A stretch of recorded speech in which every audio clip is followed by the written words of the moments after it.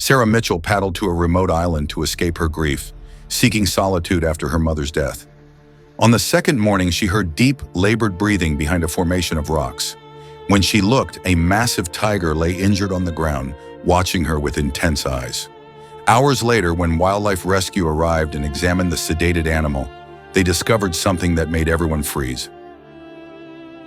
Sarah Mitchell desperately needed to get away. For months, she had cared for her terminally ill mother. 3 weeks had passed since the funeral, and Sarah still felt hollowed out. She needed distance from everything familiar. She chose a remote island in the middle of a vast lake. Cell service was unreliable. There were no amenities, no other campers. Sarah wanted isolation. She packed her gear and paddled across the lake. The island was exactly as isolated as she hoped. On her second morning, Sarah followed a narrow trail along the rocky shoreline. She walked for nearly an hour, her mind starting to clear. Then she heard something that made her stop cold. Deep, labored breathing came from behind a formation of boulders. Every rational part of her brain screamed to turn back, but curiosity pulled her forward. When she rounded the boulders, her entire body went rigid. A massive tiger lay sprawled on the ground. Its rib cage expanded with obvious effort. One front leg was bent at an unnatural angle. The animal looked exhausted. The tiger's eyes found hers immediately. Sarah had read about freezing in fear, but experiencing it was different. Her legs refused to obey. She couldn't run. Her heart hammered in her ears. The tiger made no move to stand. It just watched her, breathing raggedly. Finally, Sarah's legs worked again. She stepped back slowly. Her hands trembled as she fumbled for her phone. No signal. Sarah's mind raced. She would have to paddle back toward the mainland to call for help. That meant leaving this animal alone for hours. What if it died while she was gone?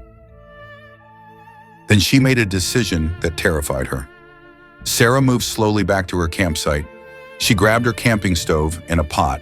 She boiled lake water and cut strips from a spare shirt. Her hands still shook, but she focused on the task. She had no idea if this would help. But the image of that animal suffering alone had triggered something in her. She couldn't just leave. Sarah carried the supplies back. The tiger hadn't moved. She soaked cloth strips in hot water, letting them cool. She spoke softly as she worked, really just trying to calm herself. The tiger's eyes tracked her movements, but it didn't try to rise. Sarah picked up a damp cloth. She stepped closer, then closer still. She was close enough to see its face, close enough to die if it decided to attack. She held her breath and placed the cool compress near the injured leg. She was certain this was the moment everything would go wrong, but the tiger only closed its eyes briefly. Sarah worked for another hour, placing compresses and replacing them. She had no medical training. She was just doing something because doing nothing felt worse. Finally, she ran back to her kayak. She paddled desperately toward the mainland. After 20 minutes, her phone picked up a signal. She called wildlife rescue. The dispatcher said a team would come immediately but warned her not to approach the animal again. Sarah agreed, then paddled straight back to the island. She couldn't abandon it. When she returned, the tiger was still breathing. Sarah sat 20 feet away and waited. She was exhausted, but she stayed. The rescue team arrived 2 hours later with tranquilizer guns and protective gear. When they found Sarah sitting near the sedated tiger, their expressions showed shock. As the veterinarian examined the unconscious animal, something caught his attention. He leaned in closer, then called to his colleagues. There was a tracking collar around the tiger's neck, an expensive, sophisticated device, still fastened securely. The team looked at each other with concern. This changed everything. They accessed the collar's data using specialized equipment. It was registered to Riverside Exotic Animal Sanctuary. The owner, a man named Carson, had reported this exact tiger missing 3 weeks earlier. The team contacted him immediately. Carson arrived at the island within hours. He thanked Sarah profusely for finding his escaped animal. He explained that he had been devastated when the tiger went missing. He seemed genuinely relieved, but Sarah felt something was off. The way Carson avoided looking at the tiger for too long, the way he kept checking his phone. She asked the veterinarian if she could see the tracking data. The vet pulled it up on his tablet. Sarah studied the screen, not entirely sure what she was looking for. Then she saw it. The GPS had been manually disabled the day before Carson reported the tiger's escape. Sarah pointed this out. She asked the obvious question. Why would an escaped animal's tracker be turned off? Carson's face changed. The grateful expression vanished. He insisted the collar must have malfunctioned. These things happened all the time with technology. He tried to laugh it off. But the rescue team wasn't laughing. They contacted local authorities. When police examined Carson's phone records later that day, they found text messages about selling an aging male tiger to a hunting preserve. The messages discussed price. They discussed timing. They discussed how to make it look like an accident. The tiger hadn't escaped at all. Carson had brought the animal to this island himself. He had chosen this location specifically because almost no one ever visited it. He had disabled the tracking collar to prevent anyone from finding the tiger. His plan was to report it dead after enough time had passed, collect the insurance money, and pocket the cash from the illegal sale to the hunting preserve. The investigation revealed that Carson had transported the tiger by boat under cover of darkness. He abandoned it on the island and left. The tiger's leg injury had happened during those first desperate days as it tried to navigate unfamiliar, rocky terrain while slowly starving. Carson had planned to return in a few weeks to confirm the animal had died of exposure or starvation.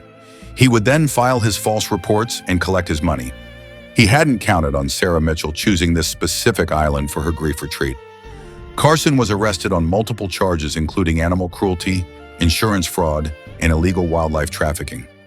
Riverside Exotic Animal Sanctuary was shut down immediately. Authorities found evidence that several other animals had disappeared under suspicious circumstances. All remaining animals were relocated to legitimate facilities with proper oversight. The tiger, whose name was Raja, was transferred to a specialized rescue center. Veterinary surgeons repaired his leg with pins and plates. The recovery was long but successful. 6 months later, Sarah visited the rescue center. Staff members told her that Raja had adapted remarkably well to his new home. They said her quick thinking and brave actions had saved his life. Without intervention, he would have died on that island within days. Sarah stood at the viewing area, watching Raja move through his spacious enclosure. His leg had healed. He was healthy again, strong again. She realized something standing there. She had gone to that island to escape pain, to run from the overwhelming grief of losing her mother. Instead, she had found an animal that had been abandoned and left to die by someone who should have protected it. In saving Raja, she had discovered something she thought she had lost, a sense of purpose, a reason to wake up each morning. Grief had made everything feel meaningless, but that moment behind the boulders had reminded her that compassion still mattered, that taking action, even when terrified, could create something meaningful. What should have been a deadly encounter on a deserted island became the turning point in Sarah's healing.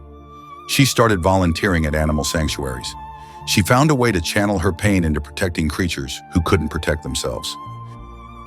And you, if you found yourself facing an injured wild animal on a remote island, would you have the courage to help, or would you turn away?